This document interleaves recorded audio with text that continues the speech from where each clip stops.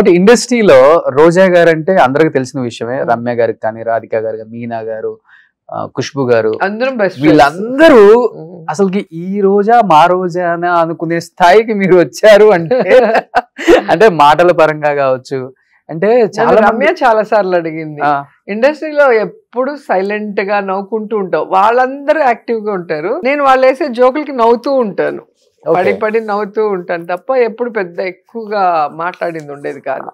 ఇప్పుడు ఎలా మాట్లాడుతున్నావు అంతమంది ముందర, మైక్ ముందర, మాకైతే కాళ్ళు వణుకుతాయి, నువ్వు ఎలా మాట్లాడుతున్నావు, నాకు ఇప్పటికీ ఆశ్చర్యంగా ఉంటుంది, మా రోజానేనా అని చెప్పి చాలా సార్లు అనింది. ఓకే, అంత పెద్ద చేంజ్ కి ఎవరు ఇన్స్పిరేషన్, ఎవరు రాజకీయాలలో? అంటే నాకు యాక్చువల్ గా నేను పాలిటిక్స్ లోకి వచ్చినప్పుడు జయలలిత గారు అంటే నాకు చాలా ఇష్టం. Okay, so bold lady and fire brand.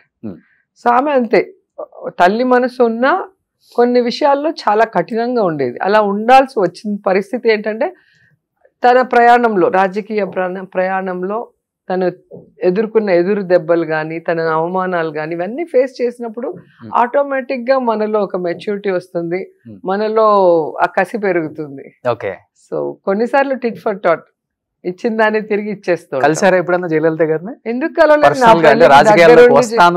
నా పెళ్లికి తనున్నారు కదా. అవునవును ఉన్నారు, బట్ రాజకీయాల్లోకి వస్తాను అన్నప్పుడు ఫస్ట్ నేను ఆవిడ నైవేలిలోనే ఎక్కడో ప్రచారంలో ఉన్నారు, ఆవిడ దగ్గరికి వెళ్ళి ఆవిడ దగ్గర ఆశీర్వాదం తీసుకొని అప్పుడు ఆమె వాళ్ళ టీవీలోను పేపర్లో కూడా ఇంటర్వ్యూ ఇచ్చింది, రోజాకి సపోర్టివ్ గా నిలబడండి అని చెప్పేసి వాళ్ళ క్యాడర్ కి, ఏఐడిఎంకే వాళ్ళకి. ఓకే, సో ఆ విధంగా నాకు సపోర్ట్ చేసింది. నాకు ఆమె ఉన్నంత వరకు నా వెనక అమ్మ ఉంది అన్న ఒక ధైర్యంతో ఉన్నా. నా జోలికి కూడా ఎవరు తమిళనాడులో వచ్చేవాళ్ళు కాదు. ఓకే, సో ఆమె పోయాక నిజంగానే మన ఇంట్లో మా మదర్ పోయినప్పుడు నేను ఎంత ఫీల్ అయ్యానో, జయలలిత గారు పోయినప్పుడు కూడా అంతే ఫీల్ అయ్యాను. సో అంత మదర్లీగా నన్ను చూసుకోవటమే కాకుండా చాలా ప్రేమగా మాట్లాడేది. సెల్వాకి చెప్పేది బాగా చూసుకోవాలి అనేది.